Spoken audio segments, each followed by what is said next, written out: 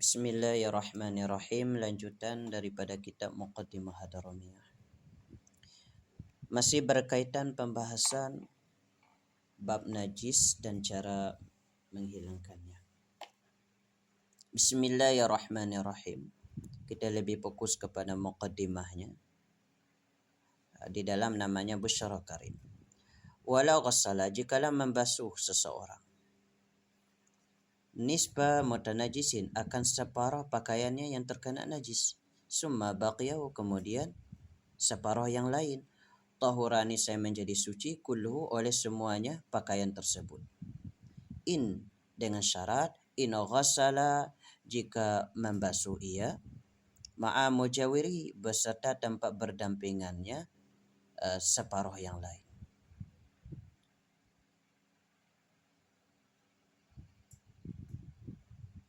Wa illa, dan jika tidak dia basuh tempat berdampingannya tadi, faya baqa, maka menjadi tetaplah muntasapu oleh yang di tengah, ala, di atas, najasatihi, kenajisannya yang di tengah.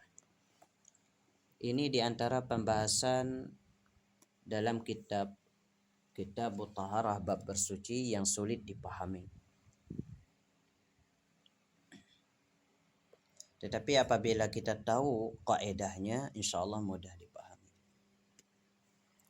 Masalahnya ada pakaian, semuanya terkena najis.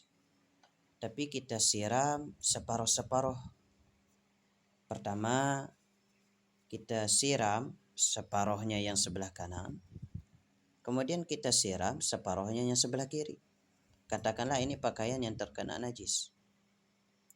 Pertama, kita siram dari sini ke kanan. Yang kedua, kita siram dari garis sini ke kiri. Maka apakah pakaian ini menjadi suci? Ya, menjadi suci dengan syarat di saat kita siram separuh yang sebelah kiri, kita harus menyiram sedikit dari sebelah kanan yang sudah kita siram. 2 jari, sekitar 2 jari sebelah kanan yang pertama sekali kita siram tadi. Dari sini kita siram, bukan tepat dari batasnya. Kalau kita siram yang kedua, kawasan yang kedua tepat pada di tengah basuhan kawasan yang pertama, maka di tengahnya ini dihukumi najis. Di tengahnya ini tetap dihukumi najis. Di sini dihukumi suci, di sini dihukumi suci, di tengahnya tetap dihukumi najis. Kenapa demikian? Kenapa demikian? Ya, saya kasih contohnya pada buku, boleh.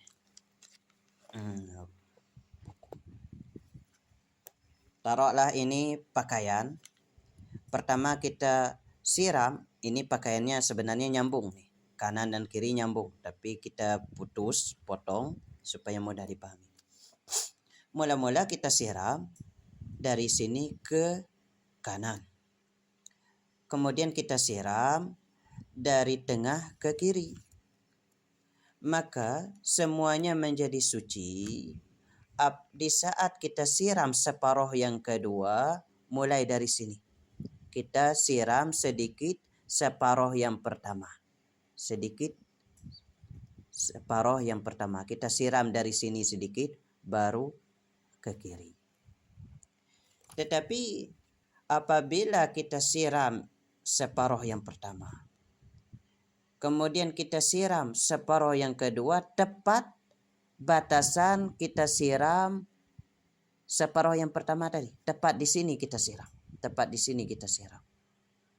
Kita di saat kita siram separuh yang kedua, tidak siram di kawasan sedikit di sebelah separuh yang pertama tadi. Maka di tengahnya ini dihukumi najis. Sini suci, di sini suci. Kenapa demikian? Karena di saat kita siram separuh yang pertama, kan separuh yang kedua kan masih najis, belum kena air. Maka tempat yang berdekatan dengan separuh yang kedua dihukumi najis karena dia dekat dengan najis. Di saat kita siram separuhnya yang pertama, ini separuh yang pertama kita siram, maka separuh yang kedua masih najis. Maka tempat yang dekat dengan separuh yang kedua ini, yang dekat dengan najis ini juga dihukumi najis. Ini juga dihukumi najis karena dia berdekatan dengan kawasan yang ada najisnya. Di sini dihukumi najis. Tapi kalau di sini ke kanan enggak dihukumi najis, yang dekat saja. Yang dekat saja. Oleh karena itu, kalau kita siram separuh yang kedua mulai tepat di tengah, maka yang tadinya di sini masih dihukumi najis karena sebelumnya dia sudah menjadi najis dengan sebab berdekatan dengan separuh yang kedua sebelum dibasuh separuh yang kedua. Makanya kalau kita siram tepat di tengah di sini, maka yang di sini tetap dihukumi najis. Kenapa? Karena dia berdekatan dengan najis di sini. Di sini kenapa dia jadi najis? Karena dia berdekatan dengan separuh yang kedua sebelum separuh yang kedua menjadi suci sebelum disiram. Kemudian kenapa di sini menjadi najis juga? Karena kita siram hanya tepat di batasannya. Enggak kita siram mulai dari sini. Maka di sini pun juga jadi najis karena dia berdekatan dengan di sini. Yang masih dihukumi najis karena berdekatan sebelumnya dengan sesuatu yang terkena najis. Maka cara siramnya harus mengambil kawasan sedikit sekitar 2 jari di basuhan yang pertama.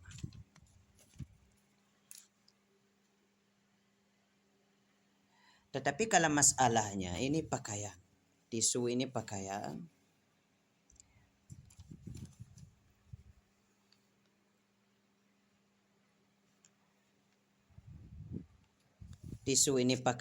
kalau kita siram dari atas langsung ngalir ke bawah, maka langsung suci dia. Langsung suci. Tapi masalahnya, pertama kita siram bagian depan, kemudian baru siram bagian belakang. Di saat kita siram bagian depan, bagian belakang enggak tembus ke belakang. Oleh karena itu, setelah kita siram bagian depan, kemudian kita siram bagian belakang. Waktu kita siram bagian belakang ini, hendak kita mulai sedikit daripada siram yang di depan. Mulai dari sini sedikit. Kita mulai dari sini sedikit. Lalu ke bawah. Kenapa? Kalau kita siram bagian depan, kemudian kita siram tepat di tengahnya ke belakang, maka di tengahnya tetap dihukumi najis. Kenapa dihukumi najis? Kenapa di tengahnya dihukumi najis? Karena di saat kita siram di depan tadi, maka yang di sini tidak suci. Karena dia berdekatan dengan sebelah kiri yang masih najis. Oleh karena itu, di sini kan masih najis. Kemudian kita siram sebelah belakangnya. Bagian belakangnya. Maka di sini masih najis nih. Kenapa? Karena sebelum kita siram belakang, di sini dekat dengan yang di belakang nih, berarti di sini juga masih dihukumi najis. Di sini saja, di sini suci. Oleh karena itu waktu kita siram yang kedua mesti dari mengambil kawasan yang sedikit dari bagian depan nih. Kita harus siram dari sini. Jadi kita harus siram bagian di sini.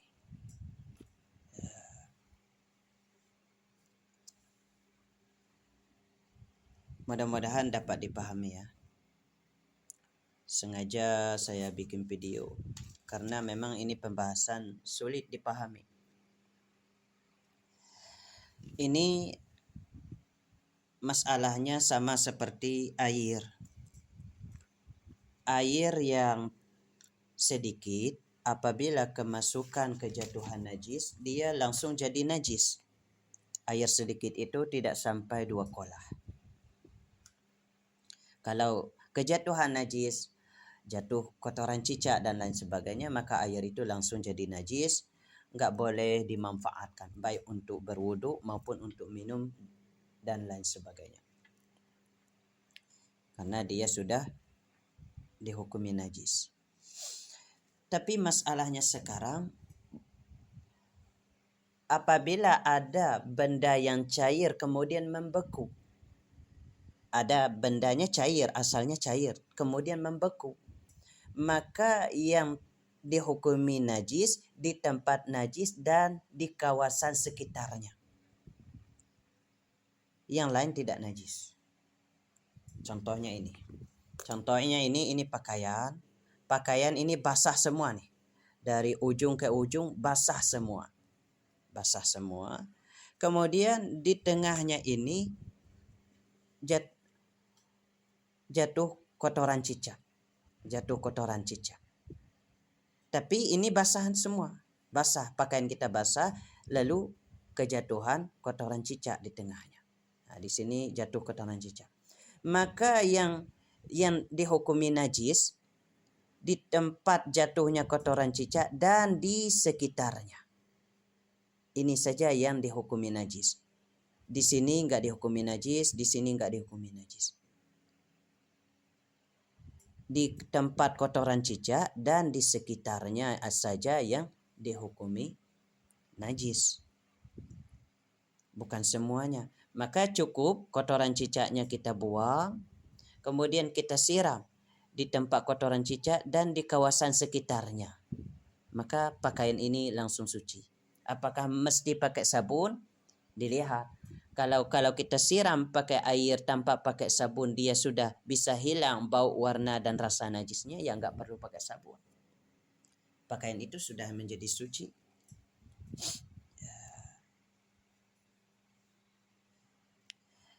Itu masalah benda basah tapi membeku.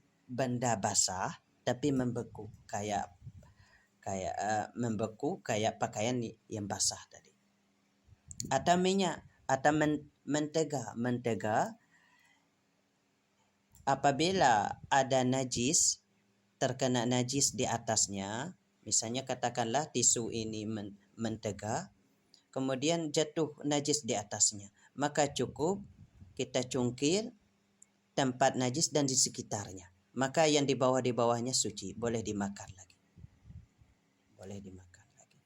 Karena bendanya adalah membeku, bukan cair. Beda halnya kalau sesuatu itu cair, maka semuanya dihukumi najis. Dari atasnya, dari tengahnya, dari bawahnya, semua dihukumi najis. Kalau airnya sedikit. Kecuali airnya banyak, maka tidak dihukumi najis.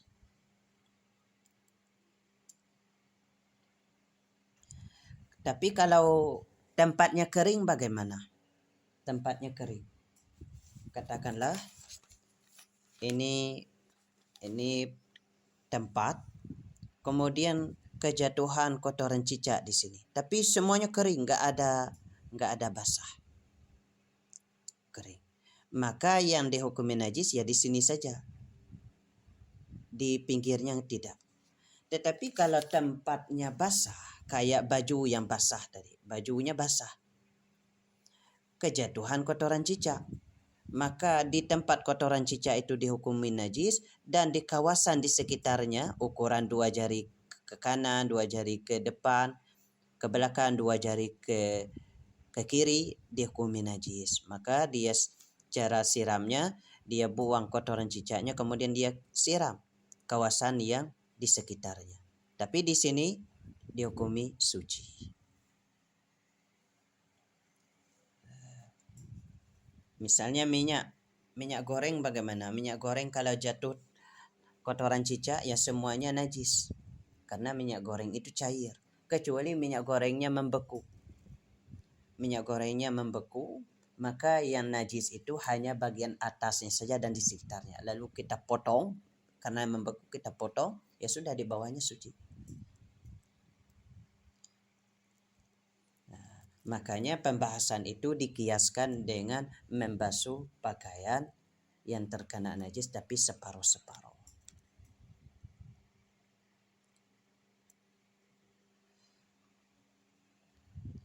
Mudah-mudahan dapat dipahami. Wallahu a'lam bishawab.